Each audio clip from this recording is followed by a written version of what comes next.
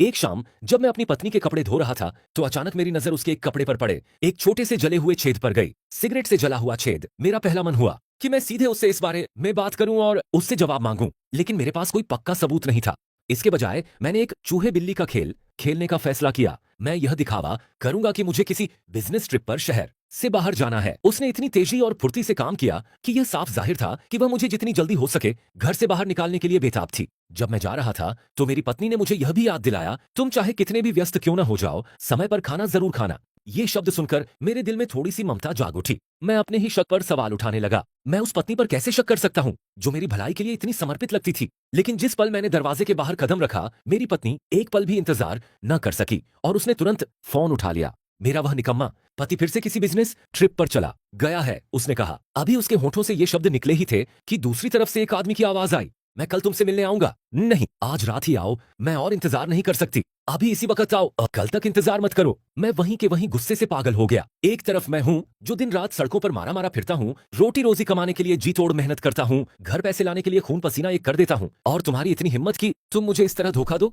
मैंने अपने दिल में जल रहे गुस्से को जबरदस्ती दबाया और कसम खाई कि मैं उस नीचा जोड़ी को, उस धोखेबाज औरत और उसके आशिक को इसकी भारी कीमत चुकवाऊंगा। मैं अपार्टमेंट के ठंडे सख्त दरवाजे से टिककर खड़ा हो गया। अंदर से लीन वानकिन की अश्लील फुसफुसाहटें और आहें मुझे एक जलते हुए लाल लोहे की तरह लगीं। अगर वह गलती से भी किसी ऐसे हैंडबैग का जिक्र कर देती जिसे वह पसंद करती थी तो मैं दांत पीसकर अपने क्रेडिट कार्ड की लिमिट पूरी खत्म करके और 3 महीने तक उसकी कीमत चुकाकर भी उसे वह खरीद कर देता था। और वह मुझे इसका क्या सिला देती है। घर पर बैठकर मेरे सिर पर बेवफाई के बड़े बड़े सींग लगाकर मैंने लगभग अपना पैर उठाकर दरवाजा तोड़ ही दिया था ताकि लिन वानकिन को उसके बालों से खींचकर बाहर निकालूं और उसे तब तक पीटूं जब तक वह अधमरी न हो जाए। मेरा पैर पहले ही आधा उठ चुका था, लेकिन फिर मैंने खुद को रोक लिया। नहीं, मैंने जबरदस्ती अपना पैर वापस जमीन पर रख दिया। अगर मैं अभी बस अंदर घुस जाता तो ज्यादा से ज्यादा मैं उन्हें पीट पाता, तमाशा खड़ा कर पाता।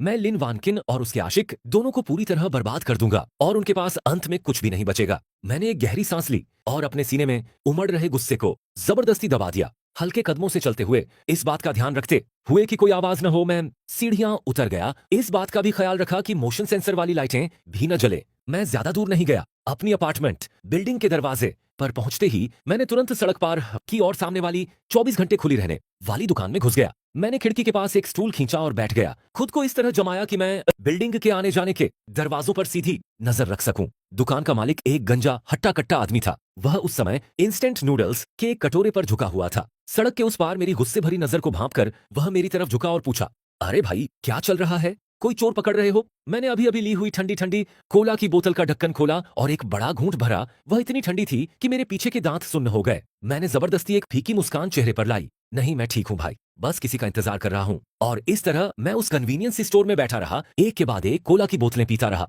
लगभग 20 मिनट बाद अपार्टमेंट बिल्डिंग का दरवाजा खुला। लिन वानकिन बाहर निकली। गुस्से से मेरी आंखें तुरंत लाल हो गईं। उसने एक रेशमी पतली स्ट्रैप वाली कमीज पहनी हुई थी, वही जो मैंने पिछले महीने ही उसके लिए खरीदी थी, जिसके ऊपर एक स्टाइलिश शनेल स्टाइल की जैकेट थी। उसके पैरों में वही ऊंची हील्स थीं जो मैंने अपने जन्मदिन पर उसे तोहफे में दी थीं। उसके बाल एकदम सही कर्ल्स में सजे हुए थे। उसका चेहरा बेहतरीन मेकअप से सजा था और उसने खुद पर इत्र भी छिड़क रखा था। सड़क की पूरी चौड़ाई पार करने के बाद भी मुझे ऐसा लगा जैसे मैं उस इत्र की तेज महक को अभी भी महसूस कर सकता हूँ। हमारी शादी को 3 साल हो चुके हैं, फिर भी जब भी वह मेरे साथ खरीदारी करने जाती थी उसने कभी भी अपने पहनावे पर इतना ध्यान नहीं दिया था। हर बार जब मैं उसे रात के खाने पर बाहर ले जाने का सुझाव देता था तो वह बिल्कुल बिना मेकअप के चली आती थी, यह कहते हुए कि हम तो पुराने शादीशुदा जोड़े हैं, फिर इतनी सारी झंझट करने की क्या जरूरत है। तो अब पता चला कि उसे असल में झंझट से कोई दिक्कत नहीं थी, बस वह मेरे लिए इतनी मेहनत नहीं करना चाहती थी। मैंने उसे टैक्सी रोकते हुए देखा, ड्राइवर को एक पता दिया और वह रात के अंधेरे में तेजी से निकल गई। मैंने तुरंत अपने हाथ में पकड़ी सिगरेट फेंक दी और दुकान के मालिक से चिल्लाकर कहा, मैं पैसे दे रहा हूँ, बिल। मैंने काउंटर पर $20 फेंक दिए, फिर मुड़ा और पीछे आ रही एक टैक्सी को हाथ देकर रोका। ड्राइवर, आगे वाली उस सफेद फोक्सवागन का पीछा करो। ओ, ज्यादा पास मत जाना, उसे पता नहीं चलना चाहिए कि हम उसका पीछा कर रहे हैं। मैं पिछली सीट पर धंस गया। मेरी आवाज थोड़ी कांप रही थी, डर से नहीं बल्कि कोरे गुस्से से। ड्राइवर पूर्वोत्तर का एक हट्टा कट्टा आदमी था। मेरे चेहरे पर परेशानी देखकर उसने तुरंत एक्सीलरेटर दबाया और पीछा करना शुरू कर दिया। वह तुरंत बात समझ गया और अपनी आवाज धीमी करके मुझसे पूछा, अरे भाई, क्या बात है?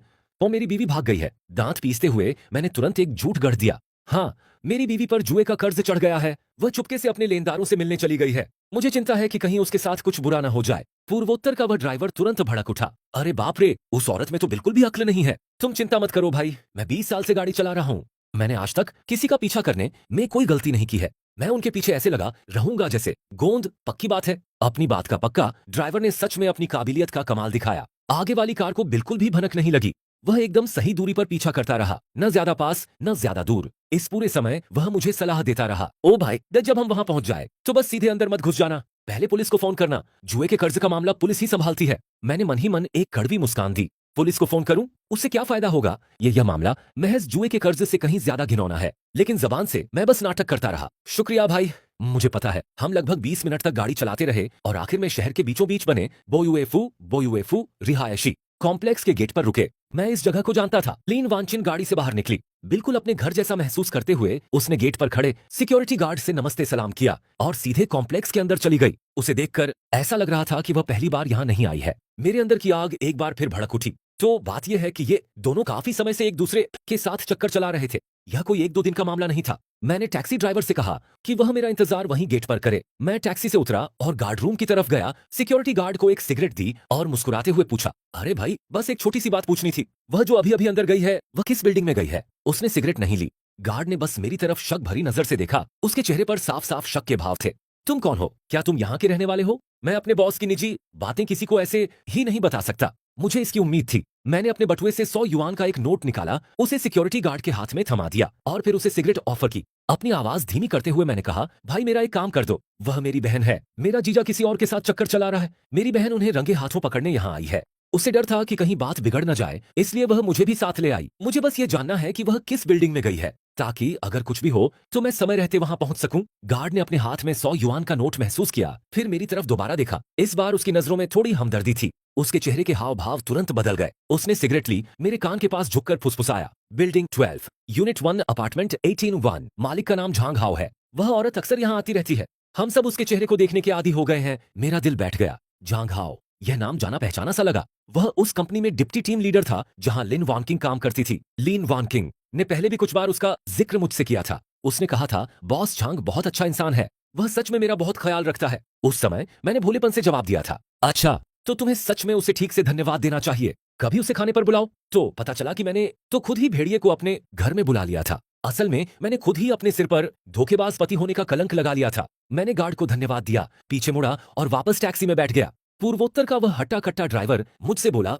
अरे भाई कैसा रहा? क्या तुम्हें वह मिल गई? मैंने सिर हिलाया और कहा, ड्राइवर साहब क्या आप मेरा एक काम करेंगे? मुझे ट्रेन स्टेशन के पास वाले हिल्टन होटल ले चलिए। ड्राइवर एक पल के लिए हैरान रह गया। आप ऊपर नहीं जा रहे? मैं मुस्कुराया, एक ऐसी मुस्कान जो बेहद खौफनाक थी। कोई जल्दी नहीं है, असली खेल तो अभी शुरू हुआ है। पहले उन्हें कुछ और दिन मजे कर लेने दो। जैसे ही ड्राइवर ने मेरी तरफ देखा, उसके चेहरे के हाव भाव पूरी तरह बदल गए। शायद उसे लगा कि मैं एक ऐसा इंसान हूं जिसका दिमाग बेहद गहरा और शातिर है, और मुझे तेजी से होटल पहुंचा दिया। मैंने एक कमरा लिया, अपना सूटकेस जमीन पर फेंक दिया और बिस्तर पर ढसा गया। मेरा दिमाग उन शब्दों से चकरा रहा था जो मैंने अभी अभी सुने थे और उन तस्वीरों से जो मेरे जहन में उभर रही थीं। मैं गुस्से से कांप रहा था। लीन वानकिंग और मैं कॉलेज से ग्रेजुएशन करने के दिन से ही साथ थे। हमने 3 साल तक एक दूसरे को डेट किया और हमारी शादी को भी 3 साल हो चुके थे।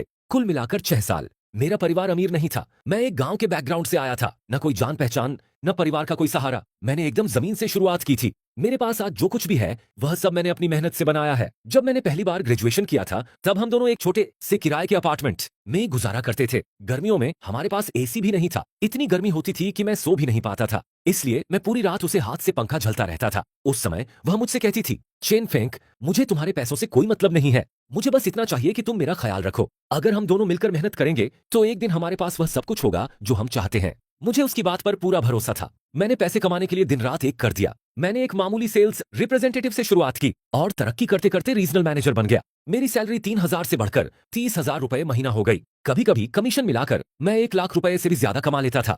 मैं अपनी पूरी सैलरी उसे दे देता था। अपने सिगरेट के लिए बस 500 रुपए अपने पास रखता था। उसे जो कुछ भी चाहिए होता था मैं बिना कुछ सोचे समझे उसे दिला देता था। मुझे लगता था कि मेरे साथ रहकर उसने बहुत मुश्किलें झेली हैं, इसलिए मेरा फर्ज बनता है कि मैं उसे सबसे अच्छी चीजें दूं। और नतीजा क्या निकला? नतीजा यह निकला कि उसने मेरे कमाए हुए पैसे ले लिए और चाहती थी कि मुझे काम के सिलसिले में बाहर भेजा जाए। मैंने गुस्से में होटल के बिस्तर पर जोर से मुक्का मारा। मैं जितना ज्यादा इस बारे में सोचता उतना ही ज्यादा गुस्सा आता। मैं तब तक बिस्तर पर मुक्के मारता रहा जब तक मेरे हाथ में दर्द नहीं होने लगा। नहीं, मैं इस बात को ऐसे ही नजरअंदाज नहीं कर सकता था। मैंने अपना फोन निकाला और अपने 2 सबसे करीबी जान देने वाले दोस्तों को फोन किया। एक का नाम ओल्ड के था वह कॉलेज में मेरा क्लासमेट था, जो अब एक इंटरनेट कंपनी में डेटा सिक्योरिटी का काम करता है। उसकी टेक्निकल स्किल्स जबरदस्त हैं। वह ज्यादातर अपनी दुनिया में ही खोया रहता है और कम बोलता है, लेकिन जब भी किसी चीज की जानकारी निकालनी हो तो वह उसे ढूंढ ही लेता है, कभी फेल नहीं होता। दूसरा लड़का फैटी था। हम एक ही गांव में पले बढ़े थे। अब वह शहर में एक ऑटो रिपेयर की दुकान चलाता है और वह हर तरह के लोगों को जानता है। उसका नेटवर्क बहुत बड़ा है।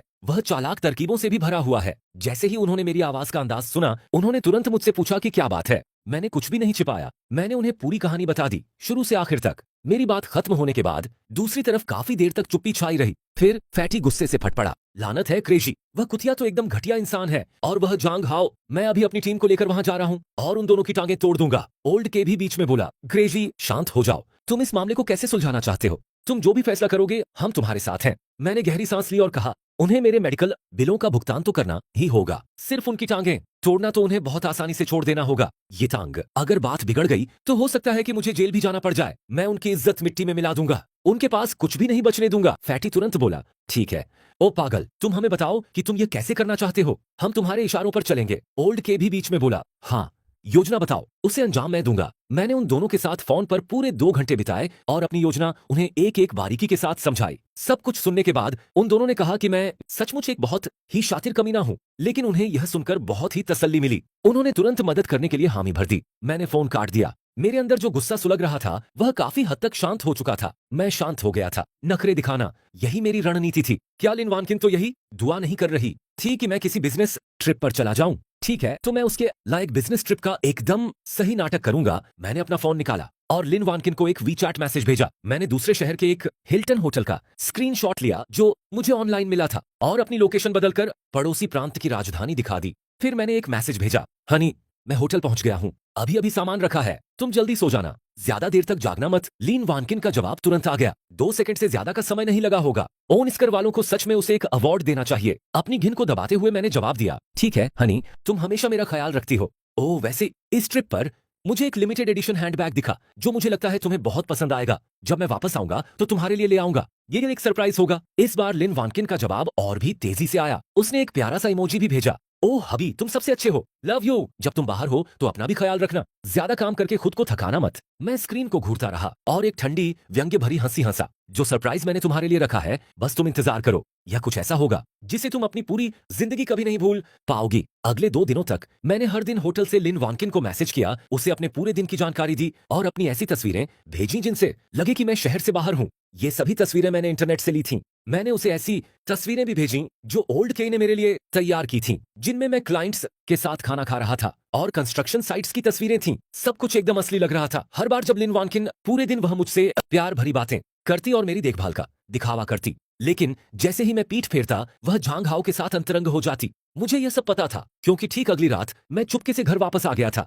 मेरे पास घर की एक अतिरिक्त चाबी थी जिसे मैंने हॉलवे में लगे फायर हाउस कैबिनेट के अंदर छिपा कर रखा था। इस बात का फायदा उठाते हुए कि लिन वानकिन, जो मेरे लौटने से अनजान थी, झांग हाओ के साथ डेट पर गई हुई थी, मैंने उस अतिरिक्त चाबी का इस्तेमाल करके दरवाजा खोला और अंदर चला गया। रात के 10 बजे से थोड़ा ज्यादा समय हो चुका था। घर बिल्कुल वैसा ही दिख रहा था जैसा मैंने छोड़ते समय देखा था। हालांकि लिविंग रूम में रखी कॉफी टेबल पर 2 वाइन के गिलास और एक एशर ट्रे रखी थी। एशर ट्रे सिगरेट के टुकड़ों से भरी हुई थी, खास तौर पर प्रीमियम झोंक हुआ ब्रांड की सिगरेटों से, जो उस ब्रांड से बिल्कुल अलग थीं जिसे मैं पीता था। उस एशर ट्रे को घूरते हुए मैं इतना ज्यादा गुस्से में था कि गुस्से के मारे मेरे दांत आपस में कटकटाने लगे।